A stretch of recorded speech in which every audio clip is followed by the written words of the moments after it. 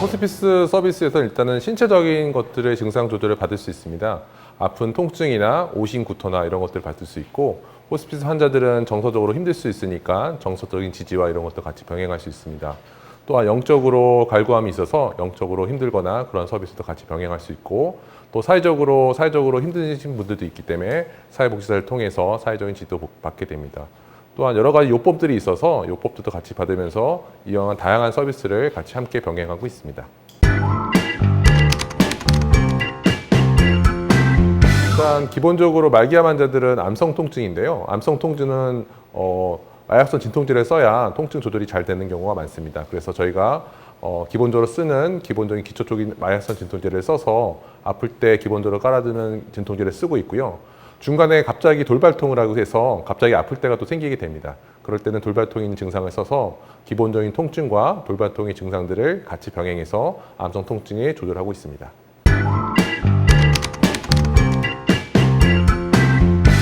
기본적으로 말기암 환자들은 입원형, 자문형, 가정형을 다 받을 수 있고요. 그 다음에 자문형과 가정형에 다닐 수 있는 환자들은 만성성 폐쇄성 질환이나 간 경화 환자, 에이즈 환자들을 받을 수 있습니다. 또한 추가적으로 나중에 또 확대가 돼서 천식이나 호흡기 질환 환자들은 자문형 호스피스가 추가돼서 이렇게 받을 수 있고, 정리를 하자면 말기암 환자들은 입원형, 자문형, 가정형을 다 받을 수 있고, 나머지 환자들은 자문형과 가정형만 받을 수 있는 상태입니다. 호스피스 기간이 많지는 않은 상태여서 지금 말기암 환자들도 다 할 수 있는 환자들이 작년에 조사에 의하면 26%밖에 안 됩니다. 그래서 암 환자도 26%밖에 다 보지 못하고 있는데, 다른 환자를 볼 수 있는 여력이 아직 안 되기 때문에 먼저 암 환자만 호스피스에서 보자는 것으로 하고 있고, 앞으로 정부에서는 이 비율을 좀 확대하기 위해서 다른 질환도 좀 확대하려고 하는 생각들을 갖고 있습니다.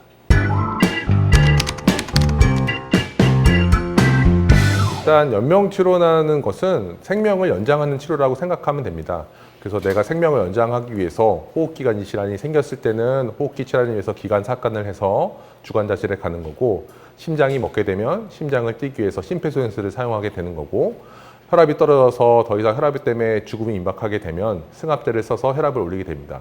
이렇게 연명치료라는 것은 내 생명을 조금이라도 더 연장할 수 있는 다양한 치료들을 위해서 하는 치료들을 말하고 있고요. 호스피스에서는 연명치료를 하지는 않습니다.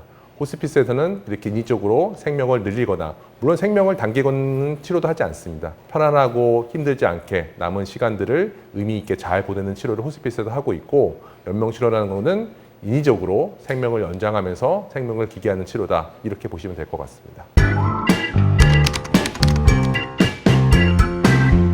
완화치료라는 것은 사실 증상관리의 입장에서 호스피스는 완화치료에 포함되는 겁니다. 그래서 완화치료라는 것은 내가 아프거나 힘들거나 여러 가지 증상이 생겼을 때 병세들을 완화한다, 이렇게 보면 될 것 같고, 그러면 완화치료는 꼭 말기암에만 사용하나, 그런 것은 아닙니다. 암의 초기에도 내가 암의 치료를 받았거나 수술을 받았거나 여러 가지 항암을 했을 때 아프거나 구토를 하거나 여러 가지 증상이 생겼을 때 그런 증상들을 완화하기 위한 치료를 하기 때문에 완화치료고, 완화치료 중에서 말기가 되고 더 이상 남은 시간들이 얼마 안 남은 환자들을 위해서 치료를 하는 것들을 호스피스를 같이 하고 있습니다. 그래서 완화치료라는 부분이 조금 넓은 범위고, 호스피스 치료는 완화치료를 병행하면서 말기에 국한된다, 이렇게 보시면 될 것 같습니다. 이 질문은 참 많이 받고 있는 질문입니다. 왜냐하면 호스피스라는 의미가 가면 다 죽는다, 가서 나오지 못한다, 이렇게 많은 사람들이 생각하고 있는데, 저희 병동만 해도 한 70% 이상은 퇴원하고 있습니다.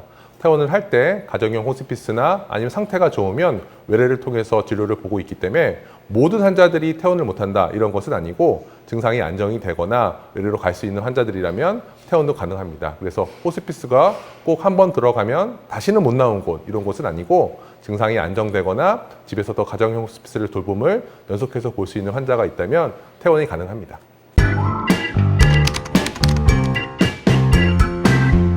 일단 환자들이 내가 말기암에 대한 거에 대한 것을 일단 알고 있어야 됩니다. 환자한테 당신이 말기암이고 이런 증상이 돼서 더 이상 치료가 안 된다는 걸 알게 됩니다. 그럼 치료가 안 된다고 했을 때 선택할 수 있는 여러 가지 선택 방법이 있는데, 여기서 연명치료를 안 하겠다는 것들을 환자들이 본인이 선택을 해야 됩니다. 심장이 멎었을 때 심폐소생술을 안 하거나, 혈압이 떨어졌을 때 승합제를 안 쓰거나, 또 호흡곤란이 심했을 때 기관 삽관해서 중환자실 안 가는 거, 이런 연명 치료를 안 한다는 것들을 본인이 서약을 해서 글로 남겨야 됩니다. 그래서 내가 말기암인 것을 알고 있고 연명 치료를 알게 되면 호스피스 이용 대상자가 됩니다. 그래서 외래로 오시든지 아니면 뭐 병동에 계실 때는 자문형 호스피스를 통해서 호스피스 상담을 받고 대기를 하신 다음에 입원하신 뒤에 아까처럼 안정이 되시거나 집에 갈 수 있는 상태라면 가정형 호스피스를 통해서 집으로 퇴원도 가능합니다. 환자들은 자율성을 존중받게 됩니다. 아까 말했듯이 내 상태를 모르시는 분은 호스피스로 입원할 수는 없습니다. 그러니까 보호자들이 속이거나 암인데도 암이라는 걸 고지하지 않거나 그런 상태에서는 입원할 수가 없고, 환자가 내가 말기암이고 더 이상 치료가 되지 않는 상태를 알게 되면 그것들을 알고 나서 내가 호스피스를 가야겠구나, 아니면 내가 더 치료를 받고 싶다, 이렇게 자율성을 존중받는 상태에서 호스피스를 입원할 수 있습니다. 그래서 호스피스를 입원할 때는 내 상태가 어떤지를 잘 알고 그것들을 선택할 수 있는 권리를 부여한다, 이렇게 보시면 됩니다. 그래서 보호자들이 때로는 환자들한테 알려지지 않고 할 때는 저희가 잘 말씀을 드려서 이렇게 숨기거나 알리지 않은 상태에서는 호스피스를 이용할 수 없다, 이렇게 말씀을 드려서 환자가 내 상태를 알고 내 결정권을, 내 존엄성을 받으면서 선택할 수 있는 권리를 갖게 됩니다.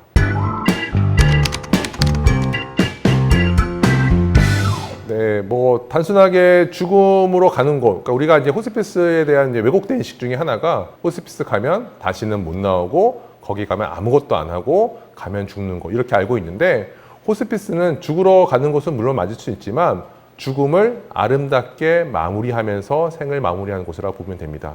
우리가 죽음에는 여러 가지 방법이 있고 죽음을 하기 앞둔 상황이 여러 가지를 해야 되는 것들이 많습니다. 그런 것들을 하기 위해서는 정말 아프지 않고 힘들지 않고 그런 것들의 치료를 받으면서 해야 되는데, 호스피스가 그런 것들을 도와줄 수 있습니다. 환자가 아프다 그러면 죽고 싶다, 자살하고 싶다, 이런 말씀을 많이 하는데, 호스피스 와서 편안하게 치료를 받으면서 남은 생을 돌보면서 남은 시간들을 의미 있고 따뜻하게 가족들과 함께 임종기를 보내면서 하늘나라 갈 때까지 서로 용납하고 서로 용서하고 서로 사랑하면서 보낼 수 있는 그런 시간, 아름다운 죽음을 맞이할 수 있는 그런 시간을 보낼 수 있는 곳이 호스피스입니다.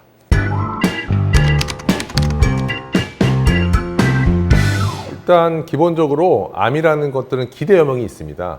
암에 따라서 기대여명이 다르기 때문에 그 기대여명대로 보통 살게 되는데, 한 연구 결과에 의하면 호스피스 병동에 오면 기대여명보다 조금 더 오래 사는 경우가 있다고 합니다. 제가 생각해 봤을 때 암 치료를 했을 때 항암 치료나 방사선 치료를 하면 암세포도 죽지만 자기 몸의 정상세포도 손상을 받게 됩니다. 그래서 아마 손상을 받게 되면 더 삶이 힘들어지고 또 임종이 가까워지지 않나, 그렇게 생각을 해보게 됩니다. 호스피스에서는 항암 치료나 이런 것들을 더 이상 하지 않기 때문에 정상세포도 어느 정도 보존이 되고, 그래서 좀 더 호스피스에 와서 마음도 편안하게 증상도 잘 조절받게 되면 조금 더 오래 산다는 연구가 결과가 있어서, 호스피스에서는 기대여명에 대해서 보통 살게 되지만 다른 병동보다 조금 더 오래 사는 경향이 있다, 이렇게 말할 수 있겠습니다.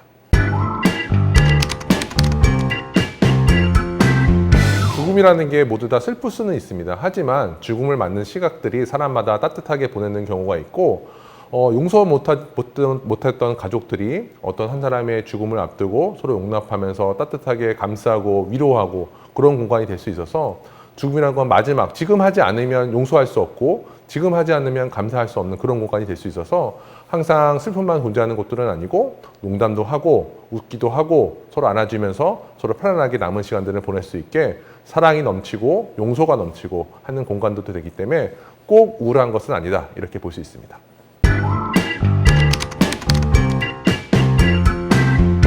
일단 제가 개인적으로 생각하는 것은, 보통 일반 병동은 환자가 중심입니다. 환자를 치료하기 위해서 환자가 아픈 것과 이런 것들을 잘 보고 있는데, 저희 호스피스 병동에서는 환자와 보호자를 같이 보고 있습니다. 환자도 보지만 보호자도 같이 봐서, 보호자가 환자를 치료하면서 생기는 여러 가지 갈등과 마음의 아픔과 슬픔까지도 같이 어루만지고 있고요. 그 다음에 환자에게 여러 가지 검사나 이런 것들을 무리해서 실시하지 않고 있습니다. 일반 병동이라면 치료를 위해서 매일 피를 뽑고 매일 방사선 치료를 하고 매일 사진을 찍으면서 환자를 힘들게 하지만, 호스피스에서는 필요한 만큼만 하고 환자가 힘들지 않게 하고 있고, 여기는 자원봉사자들 여러 사람들이 도움이 받고 있어서 발 마사지도 받고 원예요법, 미술요법, 음악요법도 하면서 환자가 편안하게 남은 시간들을 의미 있게 보낼 수 있는 것이어서 일반 병동과 분위기가 많이 다릅니다.